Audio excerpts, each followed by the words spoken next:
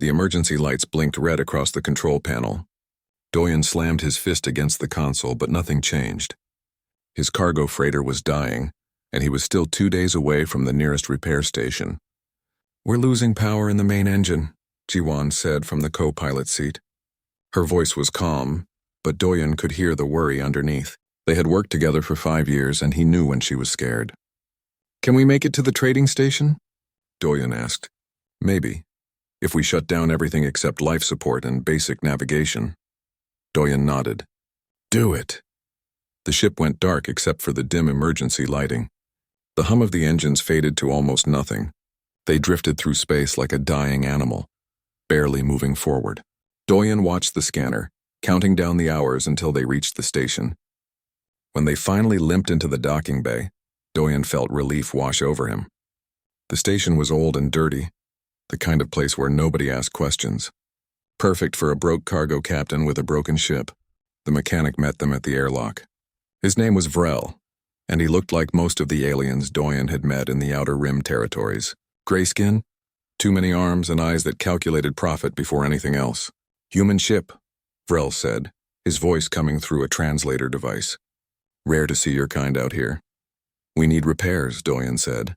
"Main engine and power couplings." Vrel walked around the ship, clicking his tongue. "Expensive. Very expensive. How much?" 30,000 credits.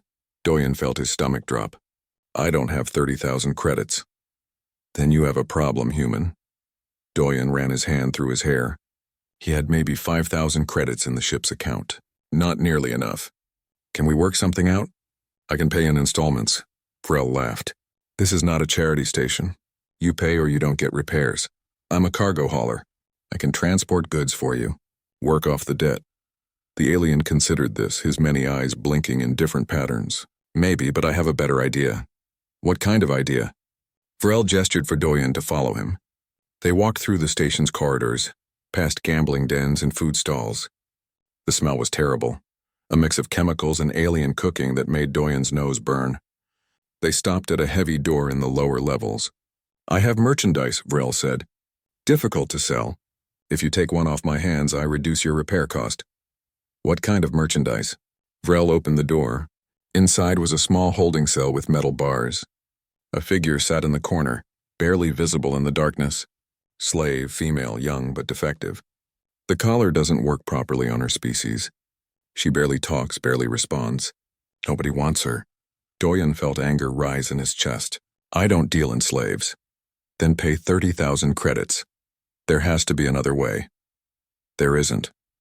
Vrel's voice was flat. "Take the slave, and I charge you 10,000 for repairs. You can free her at the next port if your human conscience bothers you so much. Or keep her. I don't care. But this is my offer." Doyen looked into the cell. The figure moved slightly, and he saw her face in the dim light. She was small, with skin that seemed to shimmer with silver markings.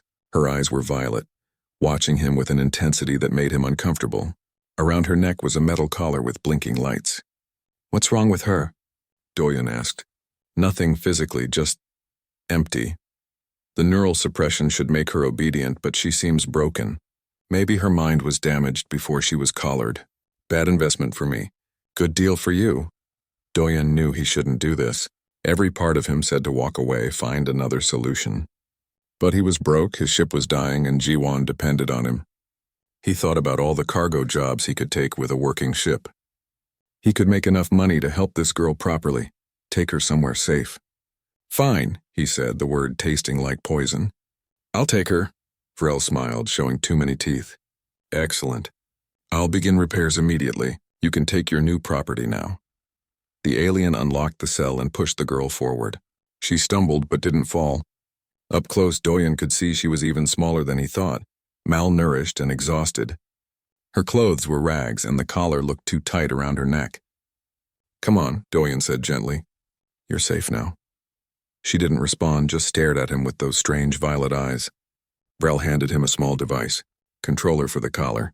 Standard commands. She'll follow basic orders.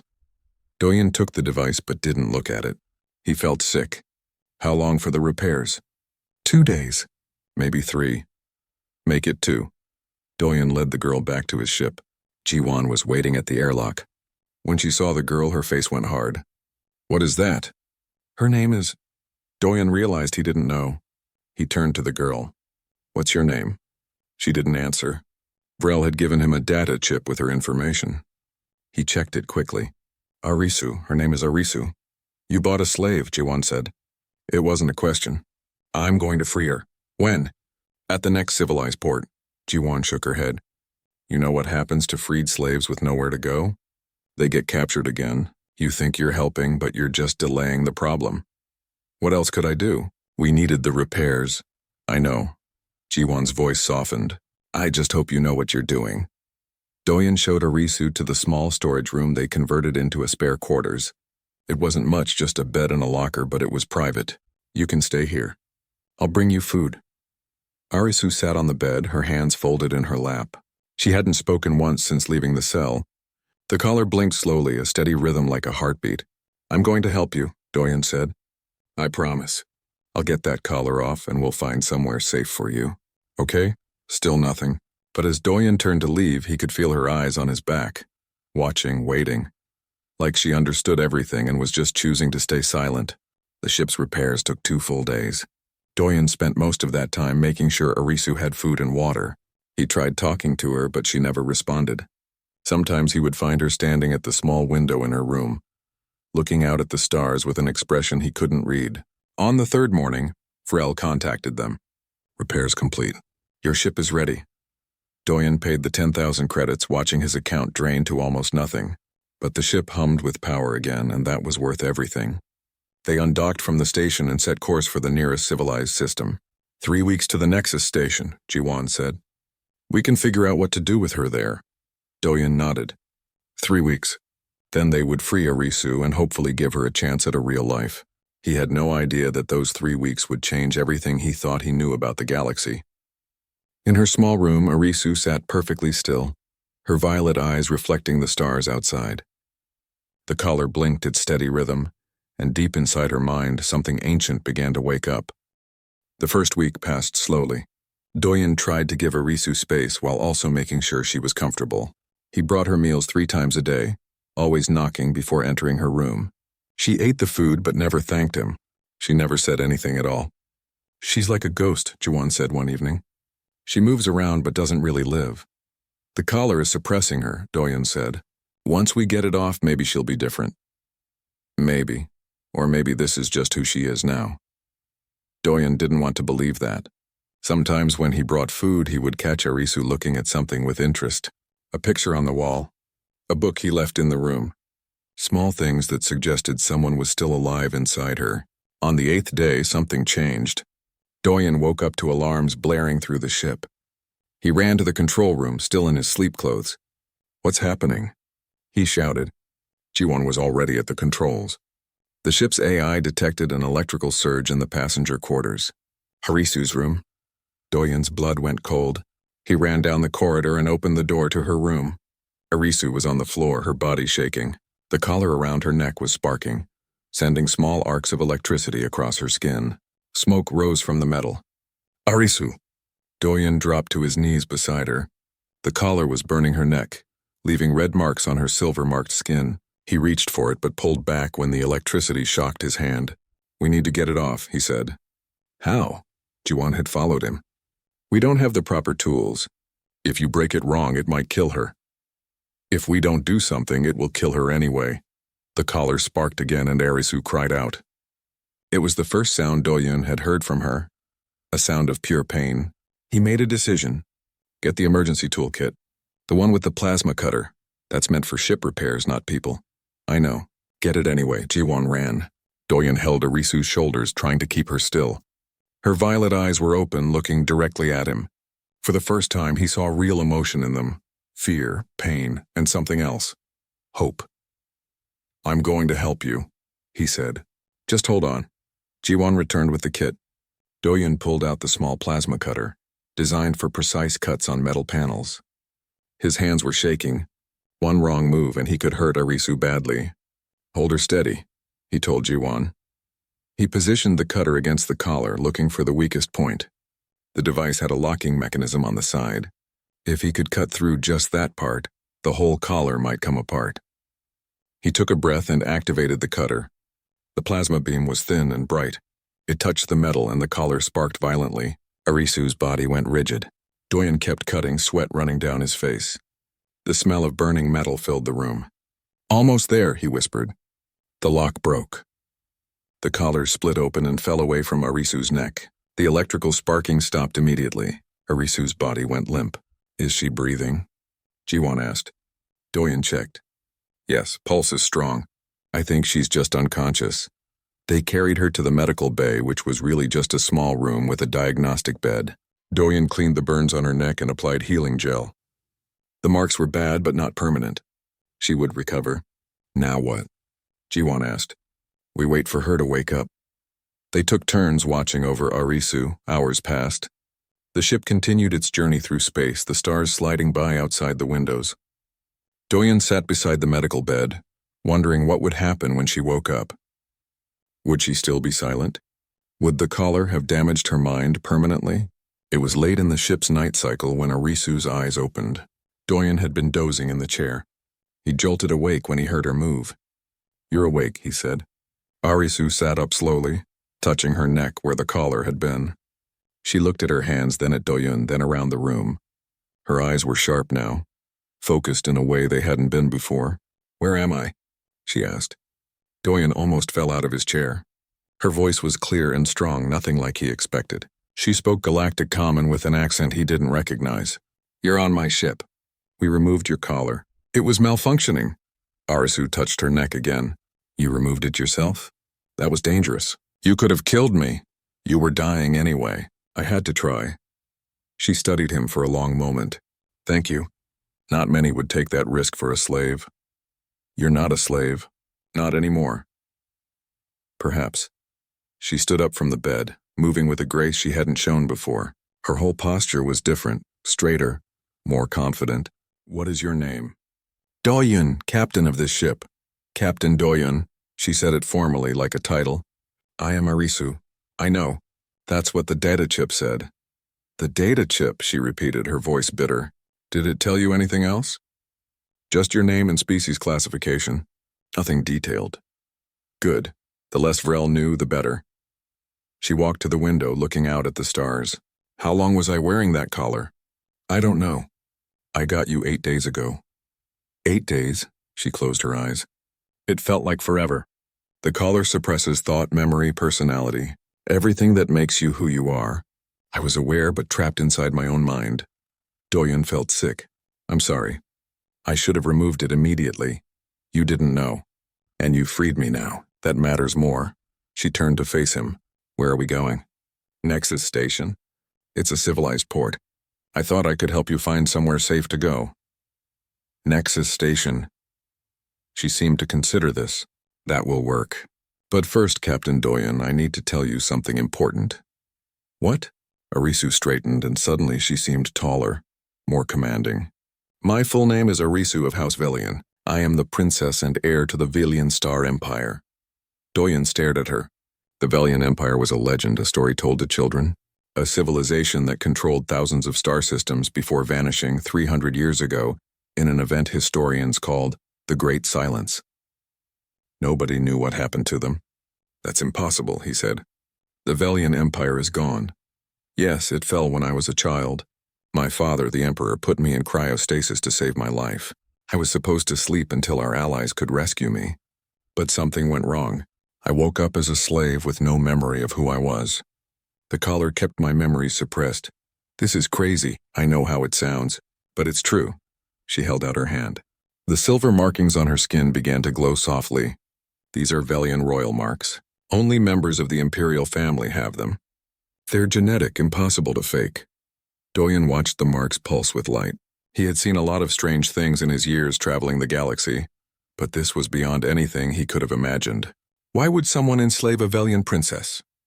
"That's what I need to find out. Someone wanted me forgotten. They wanted the Velian line to end." Her voice hardened. "But I remember now. I remember everything.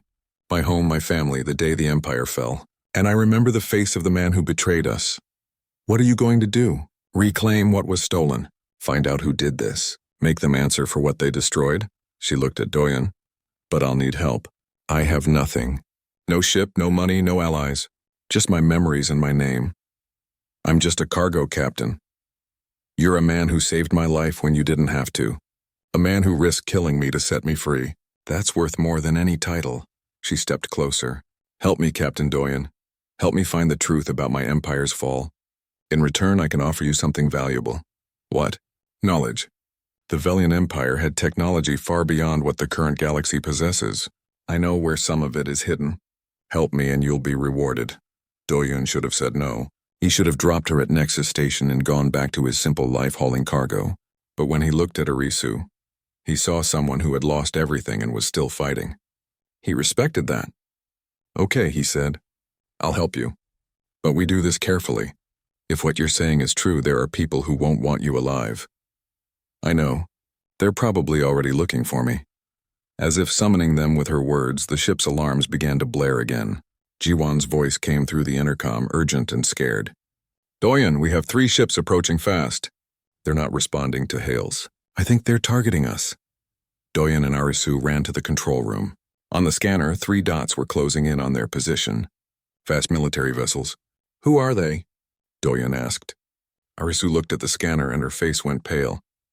That's a Velian military formation. Someone knows I'm here. Someone knows I'm free. The hunt had begun. The 3 ships moved closer on the scanner. Doyen could see them clearly now through the window. Sleek and dark, with weapons visible on their hulls. They were built for fighting, not cargo. Can we outrun them? Arisu asked. No chance. They're military grade. We're a cargo hauler. Doyen's mind raced through options. Jiwan, bring up the asteroid field coordinates. The one we passed 2 days ago. That field is dangerous. We could get torn apart. So could staying here. Set the course. The ship turned hard, engines pushing to maximum. The 3 military vessels followed, closing the distance. A message came through on the communication system, spoken in a language Doyen didn't understand. But Arisu did. Her face went white. What did they say? Doyen asked. They want me to surrender. They called me by my full title. They know exactly who I am. How is that possible? You only woke up a few hours ago. The collar must have had a tracker. When you removed it, it sent a signal. Arisu gripped the edge of the control panel. I'm sorry. I brought this on you. We can talk about blame later. Right now we survive.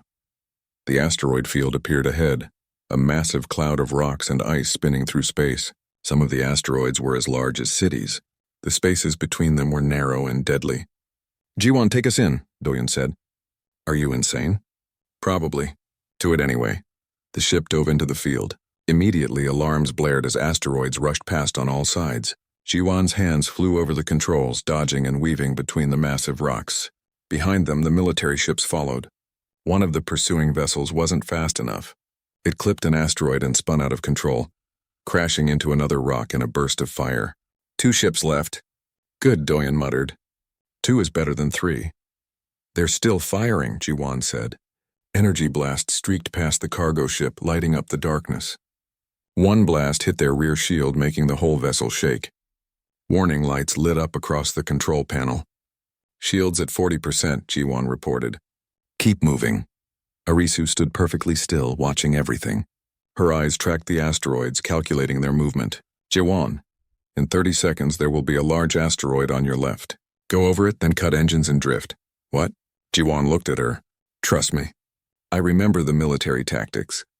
They're expecting us to keep running. If we hide, they might pass us. Doyen made a split-second decision. Do what she says. Jiwan followed the instructions. The large asteroid appeared and she pulled the ship up and over it. Then she cut the engines. They drifted silently in the shadow of the rock. Completely dark. The 2 military ships rushed past, their scanners searching for the cargo vessel. They moved deeper into the asteroid field, looking for their target. They're gone, Jiwan whispered. Not for long. They'll realize we tricked them. Doyen turned to Arisu. How did you know that would work? I was trained in military strategy as a child. Royal children were expected to understand warfare. She looked sad.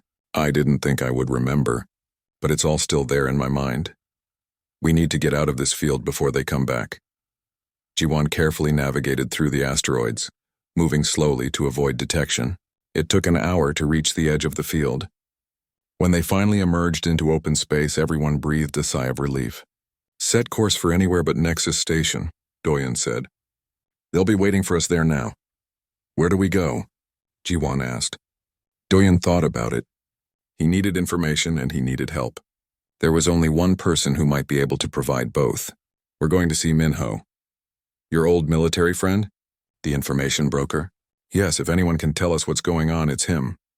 The journey to Minho Station took 3 days. During that time, Arisu told them more about the Velian Empire.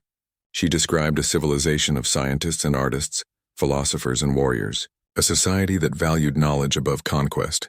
"We were not perfect," she said, "but we tried to be good.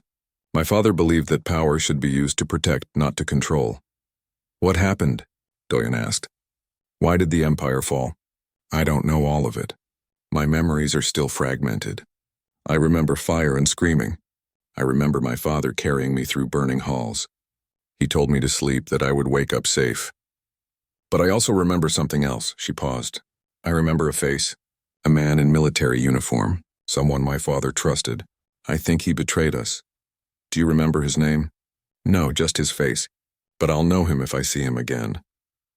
They arrived at Minho Station 3 days later. It was a neutral zone, a place where information was bought and sold like cargo. Nobody asked questions here. Nobody cared about your past. Minho met them at the docking bay. He was older than Doyen, with gray in his hair and scars on his face. A former intelligence officer who had seen too much and decided to sell what he knew instead of fighting. "Doyen," he said, shaking hands. "It's been 2 years. You look terrible. I've had a rough week. I heard. Word is spreading that someone is looking for a cargo captain traveling with a slave girl." Minho's eyes moved to Arisu. "Except she doesn't look like a slave anymore. Can we talk privately?" They went to Minho's office, a cluttered room filled with computer screens and data chips. Once the door was sealed, Arisu spoke. "I am Arisu of House Velian, princess and heir to the Velian Star Empire." Minho laughed. Then he saw she was serious. "That's impossible. Show him," Doyen said. Arisu held out her hands. The silver markings on her skin began to glow. She spoke a phrase in the old Velian language and the glow intensified. Then she accessed one of Minho's computer terminals without touching it. The screen lit up, responding to her presence alone. "Only Velian royalty can interface with their technology directly," she said. "It's genetic. Impossible to fake." Minho sat down heavily. "I need a drink." "We need information," Doyen said. "Someone is hunting Arisu. Military ships with Velian design." "Who are they?" Minho pulled up files on his screens. "House Kalor. They're an alien faction that rose to power about 200 years ago. They claim to be the rightful successors to the Velian Empire. They control maybe 100 systems now, all in the former Velian territories." "How can they claim succession?" Arisu asked. "They're not Velian. They have technology. They have ships. And they have someone leading them who was supposedly a high commander in the original Velian military." Minho pulled up an image. "Regent Thane, he's old, incredibly old. Claims he was frozen after the Empire fell and only woke 50 years ago. Since then, he's been building House Kalor into a new empire." Arisu looked at the image and gasped. "That's him. That's the man I remember. He was in the palace the night it burned. He's been looking for Velian royal survivors for decades," Minho continued. "Some say he wants to legitimize his rule. Others say he wants to eliminate any threats to his power. Either way, having you alive is bad for him." "We need to hide her," Jiwon said. "Where?" Minho asked. "House Kalor has agents everywhere. The moment you dock at any major station, they'll know." "Then we don't dock," Arisu said. "We go somewhere they can't follow. Somewhere only I can access." Everyone looked at her. "The Royal Vault," she explained. "My father told me about it before he put me to sleep. A hidden installation with archives, technology, everything we needed to rebuild if the Empire fell. He gave me the coordinates. Their genetic memory coded into my DNA." "That sounds dangerous," Doyen said. "It is. The vault is in the dead zones. Space so unstable that most ships can't survive there." She looked at him. "But it's our only chance to find the truth, and maybe find something that can help us fight back." Minho pulled up a map of the dead zones, vast regions of space marked in red, areas where physics didn't work quite right. "This is suicide. Do we have a choice?" Doyen asked. "No, Arisu said quietly. House Kalor won't stop hunting me. They can't afford to let me live. The only way forward is to find out why the Empire fell and what Thane is really afraid of. Doyun looked at Jiwon. She shook her head but smiled. I must be crazy for agreeing to this. We'll need help, Minho said. A ship like yours won't survive the dead zones. You need specialists. Do you know anyone? Maybe. Let me make some calls. Over the next 2 days, Minho assembled a small team. Hana was a human engineer who specialized in Velian technology. She was young but brilliant with a gift for understanding machines. Kyung was an alien pilot from a species that once served the Velian court. He was old and quiet, but his flying skills were legendary. This is everyone? Doyun asked. Everyone I trust, Minho said. You'll need to trust them too. They prepared for the journey. Hana upgraded the ship's shields and engines, reinforcing everything she could. Kyung studied the routes through the dead zones, plotting the safest path. Arisu spent her time meditating, trying to access more of her genetic memories. On the night before they left, Doyun found Arisu standing alone in the observation deck looking at the stars. Having second thoughts? He asked. Many thoughts, but not second ones, she turned to him. Thank you, Captain Doyun. You could have abandoned me at Nexus Station. Nobody would have blamed you. I made a promise. I don't break promises. I hope I'm worth the trouble. You are, Doyun meant it. In the short time he had known her, Arisu had shown more courage than most people he met. We'll find your vault. We'll learn the truth. And then we'll figure out what to do about Thane. Before Arisu could respond, alarms blared through the station. Minho's voice came, the dead zones earned their name. Space here looked wrong, like reality was broken. Stars flickered and disappeared. Asteroids floated upside down, defying gravity that shouldn't exist in space. Colors that had no names swirled in the darkness. This place makes me sick, Jiwon said, her hand over her mouth. The physics are unstable here, Hana explained, checking her instruments. Gravity wells appear and vanish randomly. Time moves differently in some spots. It's like the universe is glitching. How do we navigate through this? Doyun asked. Kyung sat at the pilot controls, his alien eyes unblinking. Feel, not think. My people served Valiant for generations. We learned to sense these spaces. Trust me. The ship moved forward slowly. Around them, wrecks of other vessels floated by. Ships from different eras, different civilizations, all destroyed trying to cross the dead zones. Some looked hundreds of years old. Others seemed fresh. Cheerful, Jiwon muttered. Arisu stood at the front viewport, her eyes closed. The silver markings on her skin glowed brighter as they went deeper. I can feel it. The vault is calling to me, like a beacon in my blood. How much farther? Doyun asked. Close, very close. A gravitational wave hit the ship without warning. Everything tilted sideways. Equipment crashed to the floor. Kyung fought the controls, his hands moving in patterns too fast to follow. The ship spun 3 times before he got it stable again. Everyone okay? Doyun called out. Bruised responses came back. Nothing broken. They continued forward. The journey took 3 days. 3 days of navigating impossible space, dodging phenomena that shouldn't exist. They saw things nobody could explain. A planet made entirely of mirrors. A sun that burned cold instead of hot. Once they passed through a region where time ran backward, and they had to redo the same hour twice. I hate this place, Jiwon said for the 100th time. Then Arisu opened her eyes. There, straight ahead. At first, Doyun saw nothing. Then the space in front of them seemed to split open like a curtain. Behind it was a star dying in red, and orbiting that star, protected by its corona of fire, was a massive structure. The vault. It looked like a city built in space. Towers and platforms connected by bridges of light. Technology so advanced it seemed like magic. The whole structure glowed with the same silver light as Arisu's markings. It's beautiful, Hana whispered. It's home, Arisu said, tears in her eyes. Or what's left of it. How do we get in? Doyun asked. That star will burn us before we get close. The vault has shields, but they'll only open for Velian royal blood. Arisu placed her hand on the ship's communication panel. She spoke in the old language, her voice carrying a harmony that made the air vibrate. The dying star's fire seemed to part. A corridor of safe space opened, leading directly to the vault. An invitation?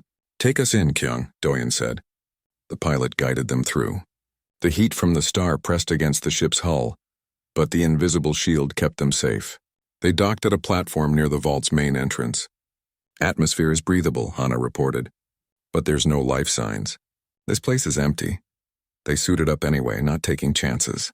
The team walked down the boarding ramp onto the platform. The metal under their feet was warm but solid. Everything looked ancient but perfectly maintained. Arisu walked to a large door covered in symbols. She touched it and the symbols lit up, responding to her presence.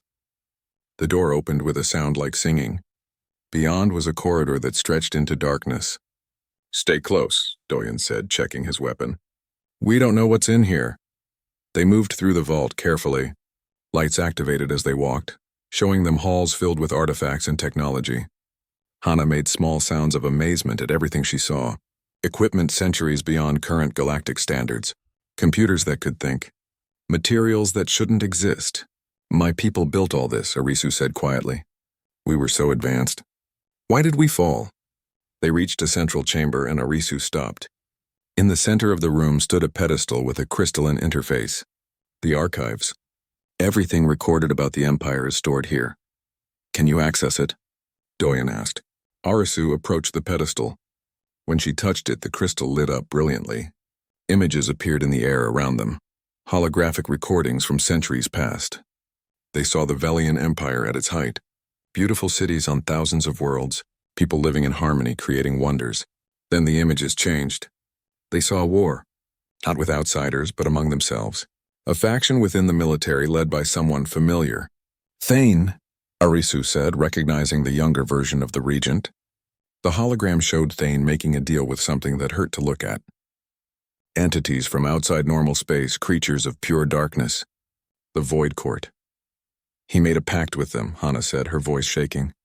"He traded the Empire's life force for power." The images showed what happened next. Thane activated a weapon, something that drained the energy from entire star systems. Billions of Velian died instantly, their life energy consumed. The survivors fled or went into hiding. The Empire collapsed in a single night. "He killed everyone," Arisu whispered. "He destroyed our civilization for power." But the archive had more to show. They saw Arisu's father, the last emperor, working desperately in his final hours. He created something, a failsafe. A weapon that could sever the connection between the Void Court and normal space. But the activation code was complex. Impossible to store in any computer without the Void Court detecting it. So he stored it in DNA. His daughter's DNA. The hologram showed the Emperor holding young Arisu, speaking to her with tears in his eyes. He changed her genetic code, made her into a living key. Then he put her in cryostasis, hiding her in the vault, hoping someday someone would find her and use her to undo what Thane had done. "I'm not just a princess," Arisu said, understanding flooding her face. "I'm a weapon. My father made me into the key to destroy the Void Court's connection to our reality. That's why Thane wants you dead," Doyen said. "You're the only thing that can undo his power." The archive continued. It showed coordinates for a network of ancient satellites. The Sundering Array. If activated with the proper code, Arisu's DNA, they would create a wave that would cut off the Void Court's access to this dimension. Thane would lose his borrowed immortality and power. "Can we do it?" Jiwan asked. "Can we activate this array?" "Yes," Arisu said. "But it will take time. The satellites are scattered across the galaxy. We need to reach them and activate them in sequence." "Then we have a plan," Doyen said. "We find the satellites. We activate the array. We end Thane's power." Before anyone could respond, alarms blared through the vault. Hana checked her portable scanner. Ships entering the system. Multiple vessels. They're forcing their way through the dead zones. "House Kalor," Arisu said. "Thane found us." "How?" Jiwan demanded. "He knows me. He knows I would come here eventually. He's been waiting." Arisu looked at the archive one more time. "We need to download everything we can and run." Hana pulled out data storage devices and started copying the archives at maximum speed. The information was vast, but she prioritized the most important files. Locations of satellites, technical specifications, military tactics. "They're getting closer," Kyung reported through the communication link from the ship. "Maybe 10 minutes before they arrive." 5 more minutes, Hana said, watching the progress bar. "Almost done." Doyen moved to the entrance, weapon ready. Through the vault's windows, he could see ships approaching. They were different from the ones before, bigger, heavier, war vessels. One ship was massive, a flagship that dwarfed all the others. As it came closer, Doyen saw the insignia on its hull, the symbol of House Kalor. "That's Thane's personal ship," Arisu said, joining him at the window. "He came himself." "Why?" "Because he's afraid. For the first time in 300 years, he's actually afraid. I represent everything he tried to destroy. The possibility that the Valian Empire might return." The download finished. Hana secured the data devices. "Got it. Everything we need." "Back to the ship," Doyen ordered. They ran through the corridors, the vault's lights dimming behind them. Arisu stopped at the entrance and turned back. "Goodbye, Father," she whispered to the empty halls. "I understand now. I'll finish what you started." They boarded their ship just as the first enemy vessels reached the vault. Weapons fire lit up space, but they were firing at the vault itself, trying to destroy it. "They want to erase the archives," Arisu said. "Make sure nobody else finds the truth." "Kyung, get us out of here," Doyen commanded. The pilot's hands flew over the controls, but before they could move, the massive flagship positioned itself directly in their path. Its weapons locked onto their small cargo ship. A communication came through. The screen showed a figure in elaborate armor. Old but powerful, with eyes that burned with unnatural light. "Regent Thane." "Little Arisu," he said, his voice like broken glass. "How you've grown. I remember when you were just a child, crying for your father as I killed him." Arisu's face went white with rage. "You murdered him. You murdered everyone. I saved them. I gave the Empire's death meaning by using it to transcend mortality. I became something greater than any Velian emperor." He smiled. "And now I'll finish what I started." "You're the last piece of the crew gathered in the ship's common room, exhausted from their escape." Hana spread the downloaded data across multiple screens, studying the information about the sundering array. "There are 12 satellites total," she explained. "They're positioned at key points across the galaxy, forming a geometric pattern. When all 12 are activated in sequence, they create a wave that will cut the Void Court's connection to our dimension." "How do we activate them?" Doyen asked. "Arisu has to interface with each one directly. Her DNA is the activation code. But here's the problem." Hana pulled up a map. "The satellites are hidden in dangerous locations. Dead systems, black hole clusters, neutron star fields. Places where nobody would accidentally find them." "Of course they are," Jiwon muttered. "Which one is closest?" Arisu asked. Hana checked. "The first satellite is in the Broken Ring, a debris field from an ancient planetary collision. 3 days' travel from here." "Then that's where we go," Arisu said. "How much time before Thane catches up with us?" "Unknown," Kyung said quietly. "But he will come. He always comes." They set course for the Broken Ring. During the journey, Hana worked on upgrading the ship's defenses. She used principles from the Velian archives to improve their shields and weapons. It wasn't much, but every advantage helped. Doyen found Arisu in her room, staring at her hands. The silver markings glowed softly in the dim light. "Having doubts?" he asked. "Many. I'm not a warrior, Captain Doyen. I'm a princess who slept through her empire's death. Now I'm supposed to save the galaxy from an immortal monster." She laughed bitterly. "It sounds like a story someone would tell children." "Maybe, but you're here and you're fighting. That's what matters.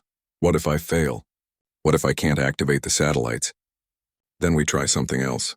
But we don't give up." Doyen sat beside her. "You know what I learned hauling cargo for 5 years? Nobody ever feels ready. You just do the job anyway." "Inspiring," Arisu said, but she smiled. "Thank you. For everything. Most people would have sold me back to Vrel by now. Most people are idiots."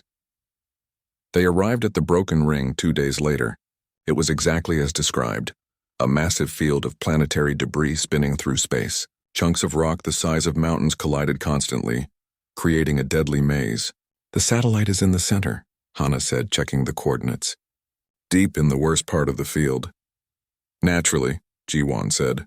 Kyung took them in slowly, his alien reflexes the only thing keeping them from getting crushed. Debris scraped against their shields, but they held. Deeper and deeper they went until they reached a relatively calm pocket in the field's center. There it was. The first satellite. Ancient and beautiful, a crystalline structure floating alone in the chaos. It pulsed with dormant energy, waiting for its activation after 3 centuries of sleep. "How do I reach it?" Arisu asked. "We'll need to use the shuttle," Hana said. The cargo ship is too big to get close enough. Doyun, Arisu, and Hana boarded the small shuttle. Kyung and Jiwon stayed with the main ship, ready to provide support if needed. The shuttle detached and drifted toward the satellite. Up close, the structure was massive, easily 50 meters across. Its surface was covered in the same symbols that marked Arisu's skin. As they approached, those symbols began to glow, recognizing royal blood nearby. "Dock here," Arisu said, pointing to an entrance that opened on the satellite's side. They landed carefully. Arisu was the first out, walking onto the satellite's surface. The moment her feet touched it, the entire structure came alive. Energy flowed through it like blood through veins. The symbols blazed with silver light. "It's responding to you," Hana said in awe. Arisu moved to the central interface, a pedestal similar to the one in the vault. She placed both hands on it and the connection was immediate. Information flooded her mind. Not words, but pure knowledge. She understood the satellite's purpose, its function, the role it played in the array. "I see it," she whispered. "I can see the whole network. 12 points across the galaxy, all connected. This satellite is the first note in a symphony that will end Thane's power." She closed her eyes and focused. The genetic code in her DNA matched perfectly with the satellite's requirements. Ancient technology recognized its creator's last command, embedded in his daughter's blood. The satellite activated. A pulse of energy spread outward, invisible but powerful.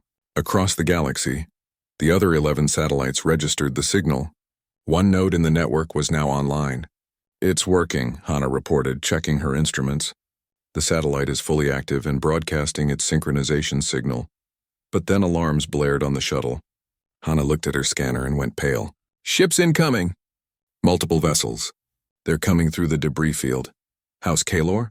Doyen asked. "Yes, and they're not alone. They've brought reinforcements." Through the shuttle's window, they saw ships emerging from the debris, military vessels bearing House Kalor's insignia. But there were others too. Mercenary ships, bounty hunter frigates, and pirates. Thane had offered a reward for their capture. "How many?" Arisu asked. 20. Maybe more behind them." Hana's voice was steady, but Doyen could hear the fear underneath. "We're outnumbered." Doyen activated his communication link to the main ship. "Jiwon, we have company. I see them." "You need to get back here now." "Working on it." But getting back wasn't simple. The satellite was still processing Arisu's activation. If they disconnected too soon, the sequence might fail. They needed time, and the enemy wasn't going to give it to them. The first ship to reach them was a bounty hunter frigate. It opened fire immediately, weapons tearing through the debris field. Explosions lit up the darkness. "Arisu, can you hurry?" Doyen asked. "Almost done. Just a few more seconds." A missile streaked toward the satellite. Doyen saw it coming, saw that it would hit before Arisu could finish. He made a decision. He activated the shuttle's weapons, targeting the missile. It was a desperate shot, but he had always been a good shot. The missile exploded harmlessly, its debris scattering across space. "Nice shooting," Hana said. "Don't celebrate yet. Here come more." The sky filled with enemy ships. They surrounded the satellite, cutting off escape routes. Doyen fired the shuttle's limited weapons, but it was like throwing pebbles at a wall. They needed a miracle. They got one, but not from where they expected. A new ship appeared, tearing through the debris field at impossible speed. It was sleek and fast, with weapons that outclassed anything the enemy had. It opened fire on the House Kalor vessels, destroying 3 in seconds. "Who is that?" Hana asked. The ship's communication came through. "This is Captain Tajan of the Free Velian movement. We received the activation signal from the satellite. Princess Arisu, we're here to help." Arisu's eyes went wide. "The Free Velian movement? I thought they were a myth." "Very real, Your Highness. We're survivors of the Empire scattered across the galaxy. When you activated the satellite, you sent a signal that every Velian descendant could feel in their blood. We're coming to help you finish what your father started." More ships appeared. Not many, maybe a dozen, but they were all Velian design, fast and deadly. Crewed by people who had spent centuries hiding, waiting for a chance to reclaim their heritage. The battle turned. The Free Velian ships tore through the enemy forces with skill that came from genetic memory. Ancient tactics passed down through generations. The mercenaries and bounty hunters fled first, not willing to die for Thane's reward. The House Kalor military ships fought harder, but they were outnumbered now. "Activation complete," Arisu said, disconnecting from the satellite. "We can go." They rushed back to the shuttle. As they flew toward the main ship, Arisu watched the Free Velian forces fighting. They came for me, people I've never met, fighting for an empire they never knew. They're fighting for hope, Doyen said. You gave them that. They docked with the cargo ship and prepared to leave. Captain Taijin contacted them again. Princess Arisu will escort you to the next satellite location. The word is spreading. More of our people will join us. How many Free Velian are there? Arisu asked. Thousands. Maybe tens of thousands. We scattered when the empire fell, hiding on different worlds, but we never forgot who we were. Now that you're here, now that you're fighting back, we remember what it means to be Velian. The fleet left the broken ring together. Behind them, the first satellite pulsed with steady light, one node in a network that would soon wake fully. They had won the first battle, but Doyen knew it was just the beginning. That night, Arisu called a meeting with the entire crew plus Captain Taijin, who joined via hologram. We activated one satellite, she said.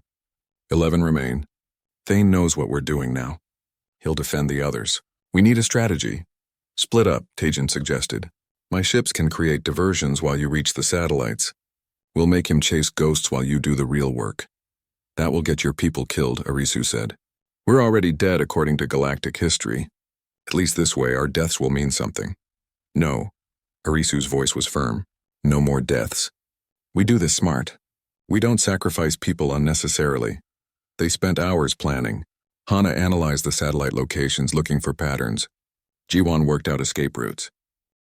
Kyung suggested using the Free Velian ships as a mobile base, never staying in one place long over the next 3 weeks. They activated 5 more satellites. Each activation was a battle. Each battle brought more Velian descendants out of hiding. The fleet grew from 12 ships to 50, then to over 100. People who had spent their lives pretending to be something else finally reclaimed their heritage. But Thane adapted. He stopped chasing them directly and started fortifying the remaining satellite locations. When they arrived at the 6th satellite, they found it surrounded by defense platforms and military ships. We can't fight through that, Jiwon said, looking at the scans. They have 30 warships and automated defenses. We'll be torn apart. We need to draw them away, Taijin suggested.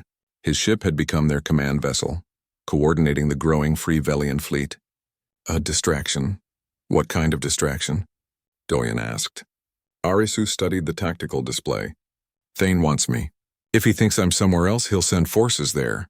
Absolutely not, Doyen said immediately. You're not using yourself as bait. I'm not proposing to get caught. Just to be seen. She pointed to a nearby system. If I broadcast from here claiming I'm activating something important, he'll have to respond. That will pull ships away from the satellite. It's too dangerous, Doyen argued. Everything is dangerous. This is the smart choice. They argued for an hour, but Arisu wouldn't budge. Finally, they agreed on a compromise.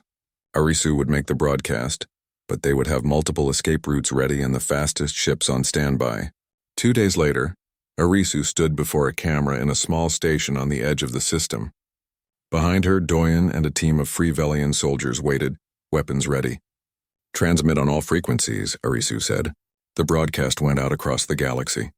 Arisu spoke in Galactic Common, her voice calm and strong. I am Arisu of House Velian, rightful heir to the empire that Regent Thane destroyed. For 3 centuries he has built his power on lies and stolen life, but I have returned. I am activating ancient Velian technology in this system, technology that will end his false reign. If he wants to stop me, he knows where to find me. The transmission ended. They waited. How long before he responds? Jiwon asked. Minutes, Taijin said. Maybe less. Thane monitors everything. They were right. 5 minutes later, sensors detected ships approaching. Lots of ships. Thane was sending a significant portion of his fleet. It's working, Doyen said. Taijin, how does it look at the satellite? They pulled back 15 ships. We have an opening. Then take it. We'll meet you there once we've led these ships on a chase. Doyen's team evacuated the station and boarded their ship. Behind them, House Kalor vessels arrived, weapons charging. But by then, Doyen's ship was already accelerating away, leading the enemy on a predetermined route through a series of asteroid fields and nebulae. They're following, Jiwon reported. 30 ships on our tail. Good, keep them busy.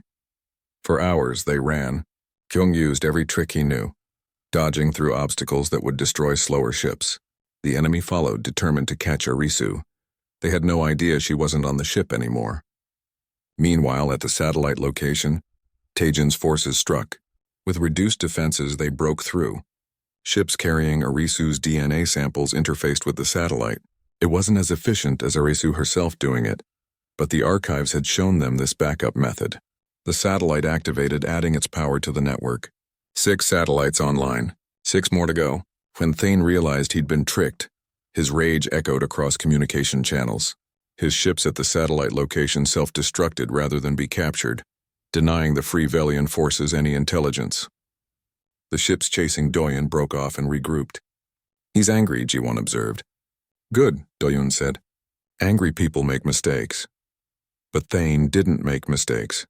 Over the next week, as they worked to activate the 7th and 8th satellites, they discovered he was changing tactics. Instead of defending the remaining satellites, he was moving them. "He's what?" Arisu said, staring at the data Hana had compiled. "Moving them. The satellites weren't designed to move, but he's found a way. He's relocating them to unknown positions." Hana looked worried. "If we can't find them, we can't activate them." "Can we track them?" Taejin asked. "Maybe. They're still part of the network. They have to maintain a connection to the activated satellites, but it will take time to trace the signals." "Time we don't have," Doyon said. "Thane's fleet is growing. He's calling in allies from House Kalor's territories. Soon he'll have enough ships to crush us directly." Arisu paced the command room. "We need to change our approach.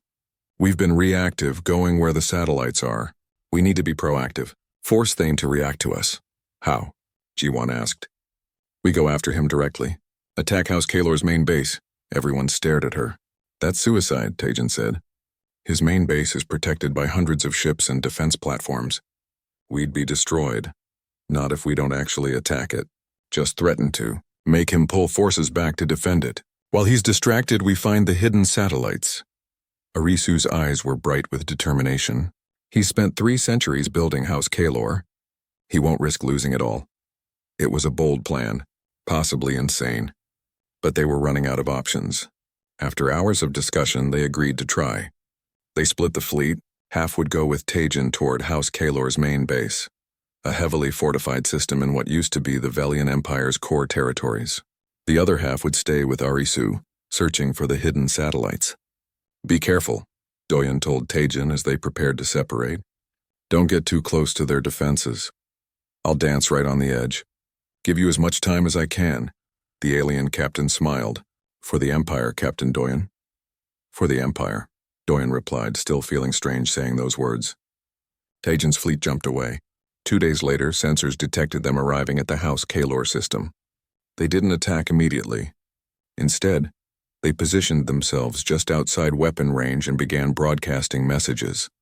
Calls for House Kalor worlds to rebel against Thane. Accusations of his crimes. Evidence of the Empire's true fall. The propaganda attack was devastating. Systems that had been loyal to House Kalor for decades began to question their leader. Some even declared independence. Thane's carefully constructed empire began to fracture. He pulled ships back from across the galaxy, rushing to contain the rebellion. His forces confronted Taejin's fleet, but they stayed just out of range, retreating whenever the enemy got too close. A game of cat and mouse. Meanwhile, Arisu's team worked desperately to find the hidden satellites. Hana had developed a way to trace the network connections, but it required getting close to the signal's origin points. They jumped from system to system, following faint traces. "Got one," Hana finally announced on the 5th day. "The 7th satellite.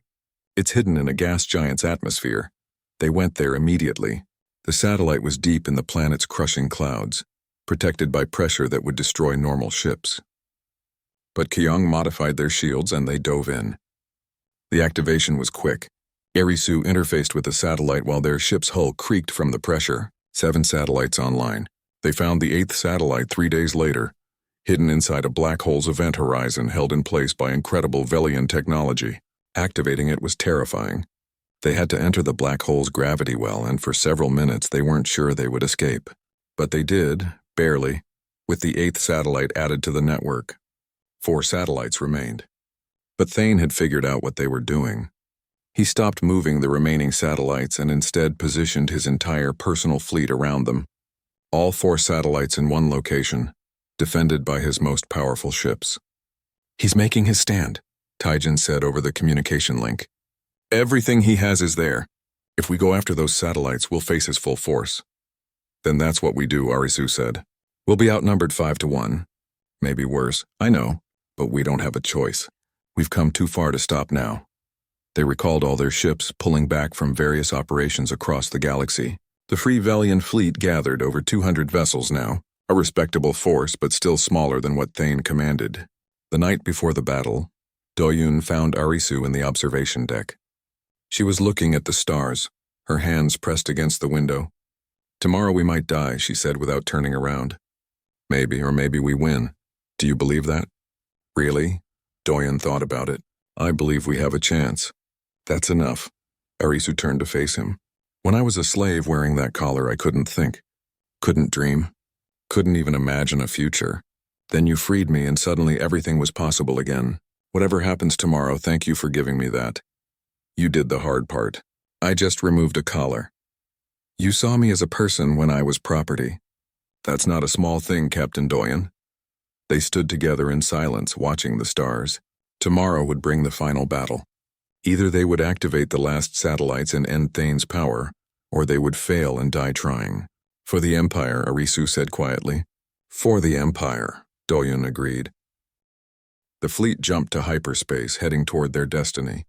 Behind them, across the galaxy, 8 satellites pulsed with synchronized light waiting for. They emerged from hyperspace into hell. Thane's fleet filled the space around the 4 remaining satellites, hundreds of ships from small fighters to massive battleships. At the center of it all was Thane's flagship, a vessel so large it looked like a moving city. "He brought everything," Jiwan whispered. "So did we," Taijin replied through the communication link. "All ships battle formation. Protect the carrier ship at all costs." The carrier ship held Arisu. She would need to reach each satellite personally for the final activations. The backup DNA method wouldn't work anymore because Thane had learned to block it. It had to be her in person or the network would fail. The battle began. 200 ships against 400. The Free Velian forces fought with skill that came from genetic memory. Tactics thousands of years old proving effective against modern warfare. But skill only went so far against superior numbers. Ships exploded on both sides. The space filled with fire and debris. Doyen piloted his cargo freighter through the chaos, modified weapons firing at any enemy that got too close. Beside him, G1 coordinated their shields while Kyung executed maneuvers that kept them alive. "First satellite in range," Hana announced. 3 minutes. Those 3 minutes felt like hours. Enemy fighters swarmed around them. A missile struck their starboard shield and alarms blared. "Shield down to 30%, G1 reported. "Keep going," Doyen ordered. They reached the first satellite. It floated among Thane's defensive platforms, protected by automated weapons and shield generators. Taijin's ships formed a barrier, taking fire meant for the carrier ship. "I'm going," Arisu said, moving toward the airlock. "I'm coming with you," Doyen said. They suited up and used jetpacks to cross the space between their ship and the satellite. Explosions lit the darkness around them. A piece of debris nearly hit Arisu, but Doyen pulled her aside just in time. They landed on the satellite's surface. The moment Arisu touched it, the structure came alive. She placed her hands on the interface and the connection flooded her mind. The 9th satellite activated, its pulse joining the network. "One down," she gasped. 3 to go. They returned to the ship. Around them, the battle intensified. House Kalor forces were trying to break through the Free Velian defensive line. More ships exploded. Doyen recognized some of them, ships that had joined their cause only days ago. "Second satellite," Hana said. 5 minutes away. The journey was worse this time. Enemy ships focused their fire on the carrier ship, realizing what they were trying to do. Taijin's flagship took 3 direct hits protecting them, its shields failing. "Taijin, fall back," Doyen ordered. "Negative. We finish this." The alien captain's voice was strained. "Go. Activate the satellites." They reached the second satellite through a corridor of fire. Arisu performed the activation while laser blasts streaked past. The 10th satellite joined the network. 2 more remained. But as they returned to their ship, disaster struck. An enemy battleship broke through the defensive line and fired its main cannon directly at them. Kuyong saw it coming and tried to dodge, but they were too close. The blast hit their rear section. The ship shook violently. Systems failed across the board. "We've lost main engines," Jiwon reported, her voice tight with pain. Blood ran down her face from a cut on her forehead. "Life support is failing. We're dead in space. Transfer to the shuttle," Doyen ordered. "We finish this even if we have to fly there manually." The crew transferred to their small shuttle while their cargo ship drifted, dying. Doyen took one last look at the vessel that had been his home for 5 years. Then he sealed the shuttle and launched. The third satellite was the farthest. They limped toward it in the damaged shuttle, shields barely functioning. Enemy fighters pursued them, but Free Velian ships intercepted, sacrificing themselves to clear a path. "Almost there," Doyen said, watching fighters explode to save them. They reached the 11th satellite. Arisu activated it with shaking hands, tears streaming down her face. So many people dying to give her these moments. The satellite pulsed to life. One more, just one more. But Thane had been waiting. His flagship moved to intercept them, positioning itself between the shuttle and the final satellite. Its weapons locked onto their small craft. "We can't get past that," Jiwon said. "We have to," Arisu's voice was determined. "We're too close to fail now." A communication came through. Thane's face filled the screen, his eyes burning with unnatural light. He looked older now, more strained. The Void Court's power was already weakening as the network approached completion. "You've done well, little princess," he said. "Better than I expected. But this ends now. 11 satellites mean nothing without the 12th. And you'll never reach it." "You're afraid," Arisu said. "For the first time in 3 centuries, you're actually afraid of dying." "I am beyond death. I transcended it. No, you borrowed it. And now the debt comes due." Thane's face twisted with rage. "I killed your father myself. Watched him die knowing his empire was ashes. Do you really think you can avenge him? I'm not here for revenge. I'm here to end what you started. To free my people's memory from your corruption. Then die with your people." Thane cut the communication. His flagship's main cannon began charging. The weapon that could destroy planets now aimed at their tiny shuttle. They had seconds before it fired. "Ideas?" Doyen asked desperately. "One," Kyung said. "Bad idea. Very bad. Say it anyway. We ram the flagship. Get close enough for Arisu to reach the satellite through Thane's ship. Sacrifice ourselves so she can complete activation." Everyone was silent. It was suicide. Absolute suicide. But it might work. "Do it," Arisu said. "No," Doyen argued. "There has to be another way." "There isn't. This is why my father made me what I am. Not to rule, but to finish this. Whatever the cost." Arisu looked at each of them. "Thank you. All of you. You gave a slave her life back. You gave a princess her purpose. I won't waste it."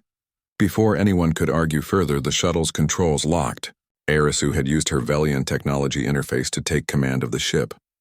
"Arisu, what are you doing?" Doyen demanded. "Finishing it. Escape pods are behind you. Get in them now." "We're not leaving you." "Yes, you are. That's an order from your princess." Her voice was soft but absolute. "You've done enough. This part is mine alone."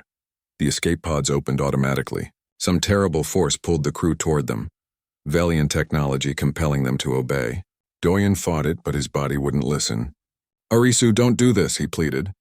"Tell the galaxy what happened here. Tell them the Velian Empire fell fighting for something good. Tell them we tried to protect, not conquer." Arisu smiled through tears. "And thank you, Captain Doyen, for seeing me as a person when I was property. For giving me a chance to choose my own fate." The escape pods sealed. They launched automatically, carrying the crew away from the shuttle. Doyen pressed against the pod's window, watching helplessly as Arisu piloted the shuttle toward Thane's flagship. The cannon fired. The blast should have destroyed the shuttle instantly, but Arisu had activated something, some ancient Velian defensive system that wrapped the small craft in energy. The cannon blast hit and scattered, deflected but not stopped. The shuttle took damage but kept going. Thane's face appeared on every screen, visible even from the escape pods. His expression had changed from rage to fear. Real fear. He finally understood that she wouldn't stop. That nothing would stop her. The shuttle slammed into the flagship's hull at full speed. It should have exploded. Instead, it punched through the armor like a bullet through paper, Velian technology cutting through Thane's stolen designs. The shuttle buried itself deep in the flagship's interior. Inside, Arisu pulled herself from the crash. Her suit was damaged, but she was alive. She could feel the 12th satellite nearby on the other side of Thane's command deck. She just had to reach it. She walked through the burning corridors of the flagship, past shocked House Kalor soldiers who didn't know whether to shoot or surrender. Her silver markings glowed so bright they lit the darkness. Thane met her at the entrance to his command deck. Without his flagship systems between them, Arisu could see what he truly was, a corpse animated by borrowed power, a man who should have died 3 centuries ago, held together by stolen life force. "You destroyed everything," he said. "Your father, your empire, all gone because of me. And now you destroy yourself to undo my work. Was it worth it?" "Yes," Arisu said simply. "Because this isn't about winning. It's about making sure you lose." She walked past him, her Velian royal authority overriding his stolen command codes. Doors opened that shouldn't open. Systems obeyed her that should only obey him. Because no matter how much power he stole, he wasn't truly Velian. She was. The 12th satellite was there, kept inside the flagship as Thane's final defense. Arisu placed her hands on it. The connection was immediate and absolute. All 12 satellites synchronized, their centuries of waiting finally ending. The sundering array activated. A wave spread across the galaxy, invisible but irresistible. It passed through planets and stars, through ships and people, affecting nothing except one specific thing: the connection between the void court and normal space.